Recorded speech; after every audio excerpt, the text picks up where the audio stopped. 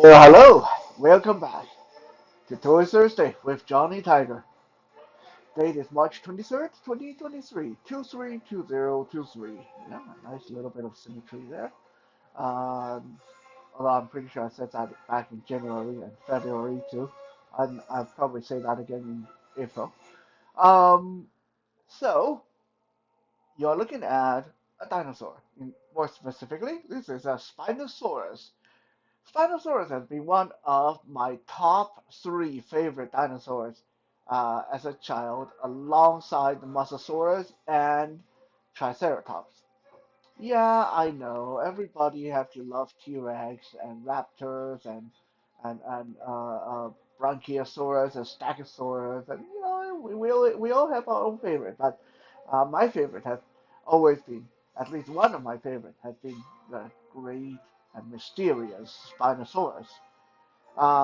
This is a Spinosaurus action figure made by Mattel for the Jurassic Park toy line, and he is unfortunately not big enough to display properly with my collection. Don't get me wrong, he is plenty big. He is uh, almost 18 inches long, I think. I may be a bit wrong on that, and he's a sizable figure. But it's the difference of uh, when comparing to a 6-inch human figure, he is like the size of a large horse or a size of a large alligator rather than being the size of a house, that which he should be. Let me bring in a quick size comparison. We'll bring Captain America in because Captain America is a basically human-sized figure. I mean, Captain America is a little bit bigger than some average human, but he's still pretty normal. As you can see, the Spinosaurus, yes, I did say he is too small, but yeah, he still look big enough to eat Captain America. Uh, but Captain America's head, the top of Captain's head, basically come up to where the Spinosaurus's shoulder is. Now, in real life, Spinosaurus was a dinosaur bigger than a T-Rex. Like a Spinosaurus in real life was like almost 50 feet long, I think. Although that seemed to change every so often depending on what the uh, biologists and scientists find out and how they feel at a particular given time. Sometimes they think it was a predator, sometimes they think it just ate fish, and so on and so on. A lot of those details tend to change. But yeah, so anyway, uh, to have a Spinosaurus properly sized to display with someone like Captain America here, it should be at least 2.5 times bigger or 3 times bigger. Uh, like some of those colossal dinosaur figures that Mattel have released. Those are Even those are just a tad too small, but they are very close to how they should scale uh, against other action figures. This one, like I said, he's big, but standing next to Captain America, we can, well, maybe we can think of it as he's just like a young adult or a young Spinosaurus. He's not fully grown. So he's big, but nowhere nearly big enough.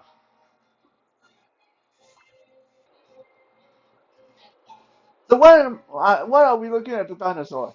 Well, because some of you might not know this, today on the 23rd of March every year, it's called Near Miss Day, or also known as uh, what do we call it? Meteorological Day. Um, why is it called Near Miss Day? Well, apparently back in March 22nd, March 23rd of 1989, we as a race we as a planet almost came to an end. Yeah, you guys didn't know that, did you? You guys didn't know how close that we came to extinction. In March 22nd, March 23rd of 1989, uh, uh, well, basically, an asteroid the size of a mountain nearly missed our planet. Now, when I say nearly missed, of course, we are talking about cosmic term, space term. So it missed us by about 500,000 miles. Okay? Now, I mean, some of you may say, oh, gosh, 500,000 miles. That's not nowhere close. But we are talking about planets here. We're talking about light things traveling at the speed of light and stuff like that. So yeah, that is actually a little bit too close for comfort. Yeah. Uh, if that asteroid, if that asteroid would have hit Earth, then it would have released enough energy to basically destroy the entire planet. We wouldn't be here now. So yeah, 1989, March 22nd, March 23rd, very near miss. We, a lot of us, had no idea that we came this close to being extinct on that day. Yeah, scary to think about, isn't it?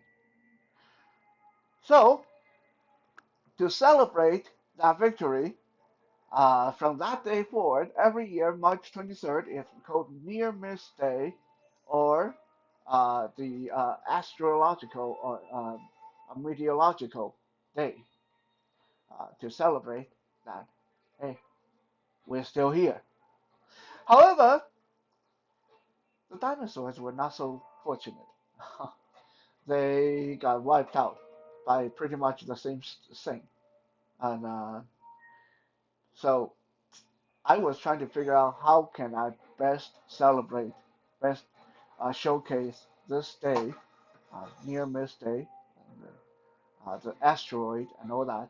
I thought, what better way to do it than to look back at uh, an animal that is no longer here because, well, they weren't as lucky as we are today. Um, but I just want to use the Spinosaurus here to open the show because I have an even better figure uh, to show you guys today.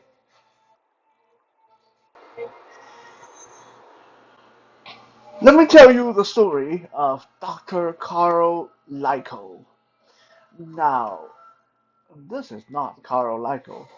Some of you that know your Marvel movies will immediately say, that's not Karl Lykos, that's Nick Fury.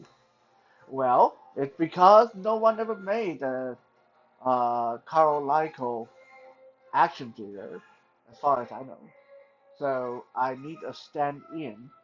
And while I have no idea what the actual Karl Lykos look like in the comic book, I'm imagining him looking very similar to this. So Nick Fury is going to stand in for our Karl Lykos until further notice.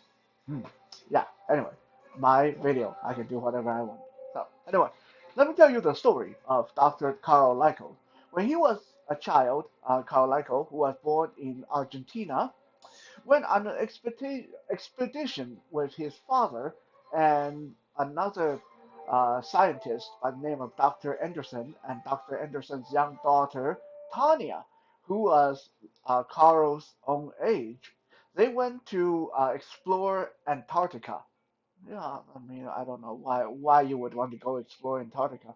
But anyway, during one of their outings, young Tanya went missing, and Carl went looking for her.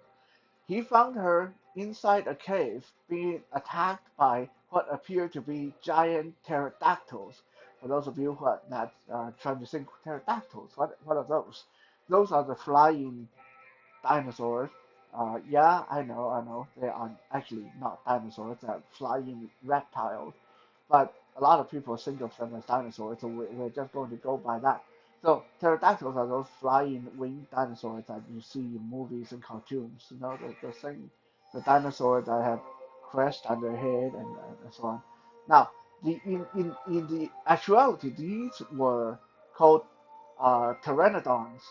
Pteranodons were supposed to be extinct, but in the Marvel comic book, there is a secret hidden area called Savage Land.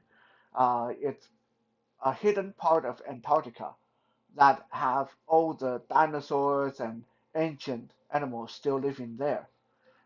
These pteranodons came from that part of Antarctica and ended up in the cave and tried to eat poor little Tanya.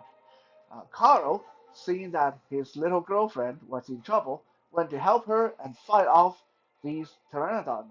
But during which Carl was severely wounded and bitten really badly by these flying reptiles.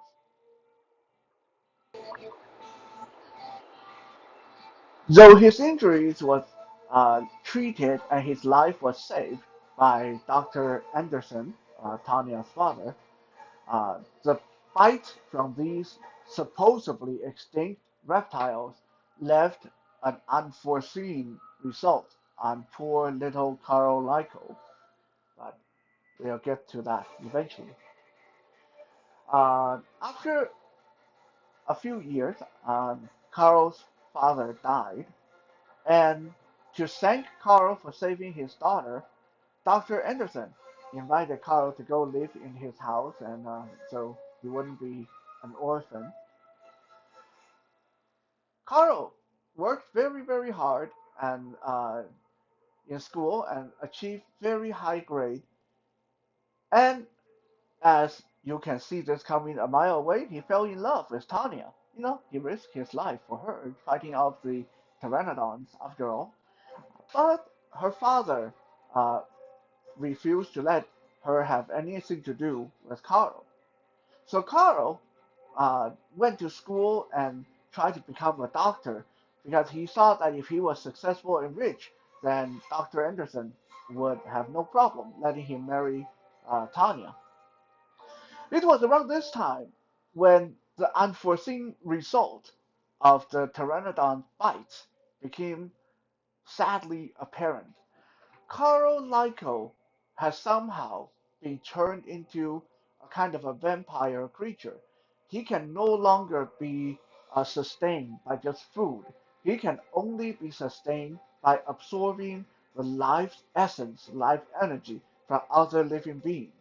The first poor victim was his own dog, when he didn't realize that he was absorbing the energy, life energy from his dog. We are not sure if the dog survived or not. But that was when this curse first manifested itself. That Carl realized that he can no longer sustain himself without absorbing someone else's life energy.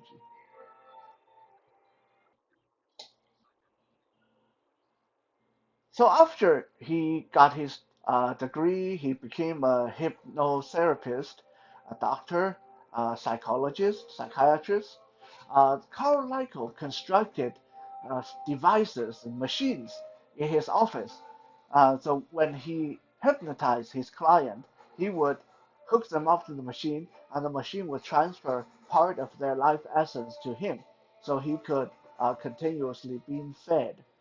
Now, at this point in time, while what he did, absorbing people's life energy, was naughty, was not nice, at this point in time, it's not so bad because Carl never killed anybody. At this point, he would only absorb enough of their life energy to keep himself alive, and he wouldn't kill them. So you can think of it as a survival attempt, a survival mechanism. What he's doing, he's just trying to survive. So people who go to him for therapy would end up feeling a bit drained, a bit weak, but there wouldn't be any adverse effect. All this changed one day when, well, out there in the big city, the mutant superheroes known as X-Men got into a massive battle against some evildoer, and one of the X-Men, called Havoc, was gravely injured. And the X-Men brought Havoc to the office of Dr. Karl Lykos, hoping that he could help treat Havoc. And as is usual, Karl Lykos uh, hypnotized Havoc and then treated his wound. And then he decided to, oh, well, look at this nice, healthy young man. Hook him up to the machine. I can take a little bit of his life energy, and that will keep me fed for days. This was a mistake because up to this point, all the people that he has absorbed energy from were normal people, but Havoc was not a normal person. Havoc was a mutant. So when Karl Lykos absorbed Havoc's mutant power, it had a very undesirable effect. What was that effect? He transformed. And oh boy, did he ever transform.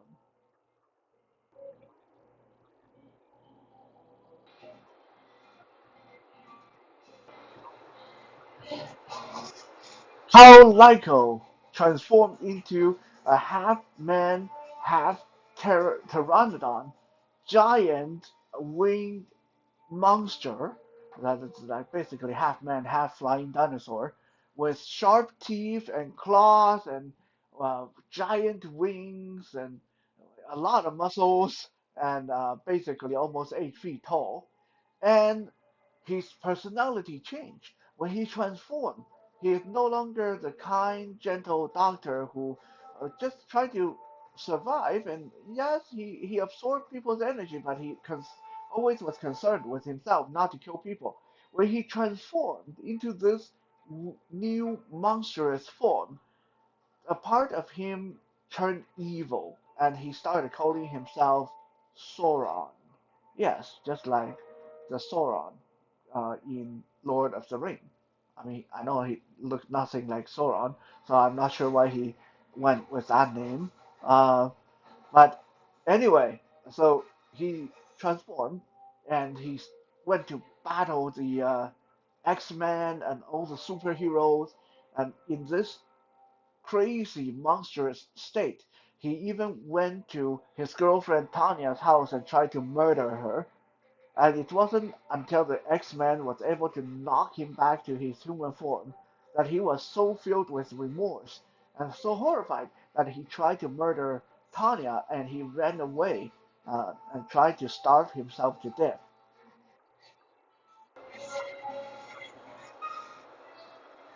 His story after that became pretty complicated, but let's keep it short and say that eventually one of the member of the X-Men did come up with a medication to give to Karl Lykos, so he would no longer need to drain people's energy. He could live a normal life.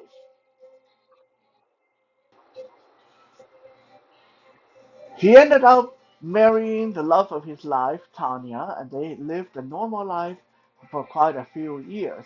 And this was the happiest time in Karl Lykos' life. The shadow of Sauron seemed so far behind him, and the worst seemed to be over with.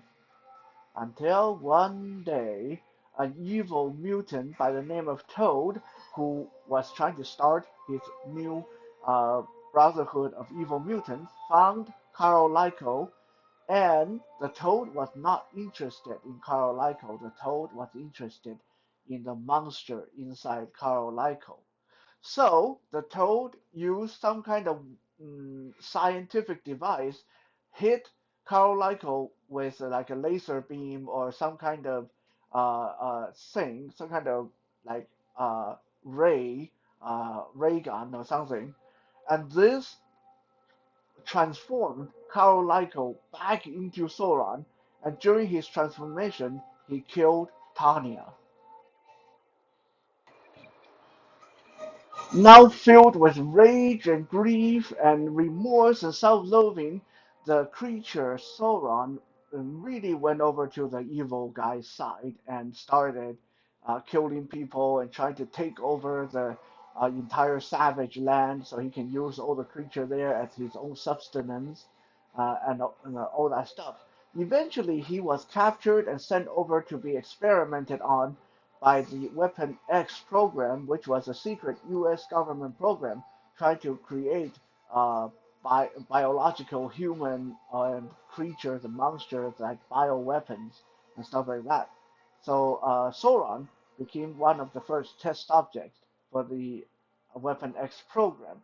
And it wasn't until much later that he was finally able to escape and went back into the wilderness, back into savage land, and sometimes when he get his human personality back, he worked with the good guys, but a lot of time he his animal instincts take over and he becomes this monstrous half dinosaur, half human creature that just consumed by his hunger for life energy of other people.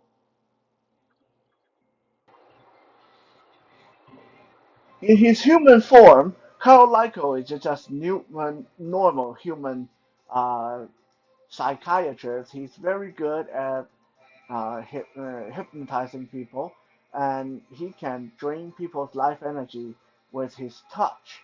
And usually, like I said in the earlier part of his story, he tried to do so without killing the person.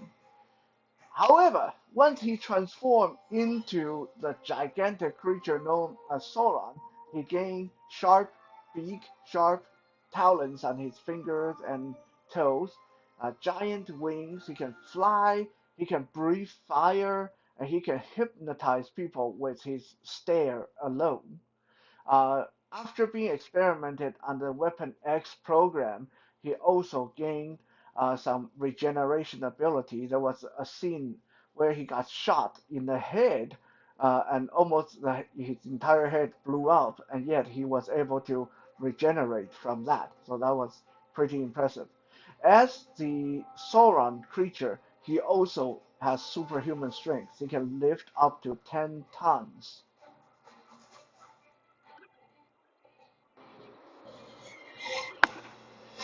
And you can see that his action figure is huge. He definitely can lift Captain America overhead and can even achieve sort of a stable pose doing that.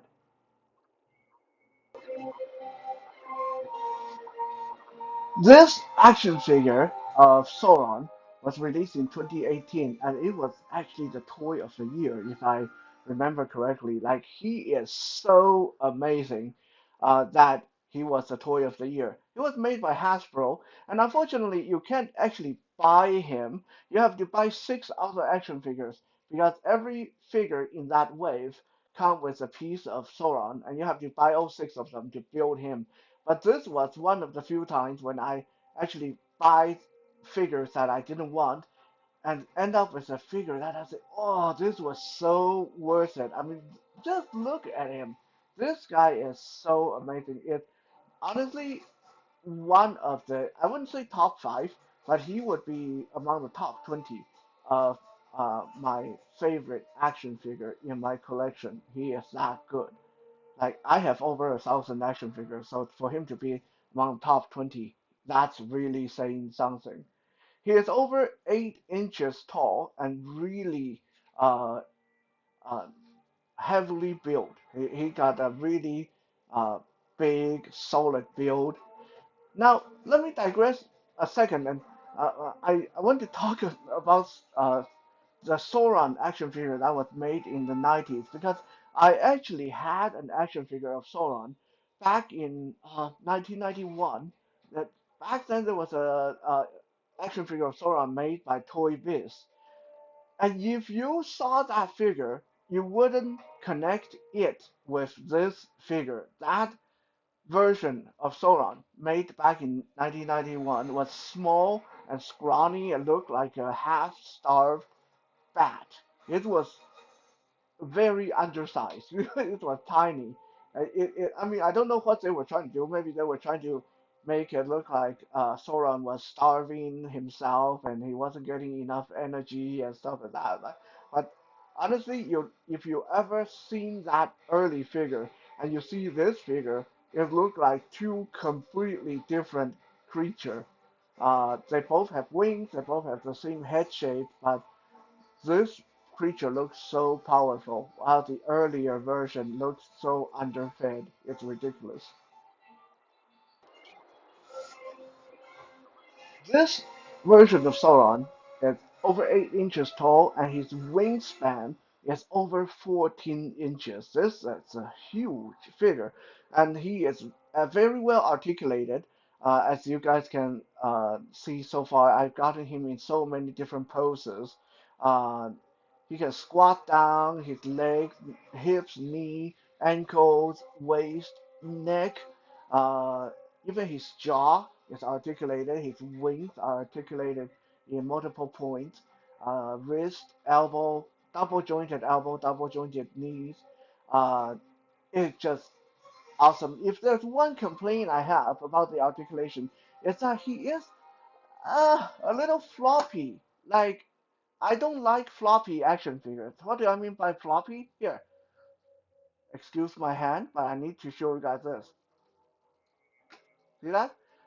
I hold him by the upper torso and I shake, and how his lower body just flopped around like that. Okay, that is, I don't, I really hate it when action figures do that. Like, to me, that is too loose. The joints are too loose, especially for a big hulking figure like this, the joints really need to be tighter, a lot tighter. That is my one and only complaint about this action figure. Other than that, he's a fantastic figure. Most of him is green, and there's some yellow on his chest and on the end of his beaks, and his wings are this translucent yellow, and you can see veins running through the wings. It's just so well made. This is such a well made figure. And you know what? I have never even be a big fan of Sauron.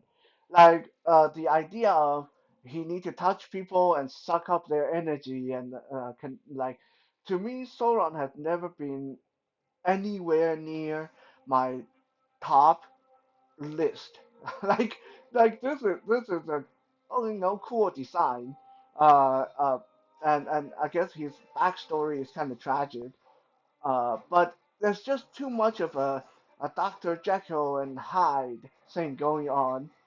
Too much of a, poor old me. I got cursed by these pteranodons, and now I have to drain people's energy. I really don't want to, but I have to. And too much of that going on with Karl Lykos and Sauron. But even though I wasn't too interested in the character, the character design, a giant flying dinosaur man. I know. A lot of you say, come on, will you quit it? A pteranodon is not a dinosaur. I know that. But even Karl Lykos himself in the comic book often referred to himself as a dinosaur. So I'm just going by what he said. Um, a giant flying dinosaur dude that can drain people's energy. Yeah, sign me up any day.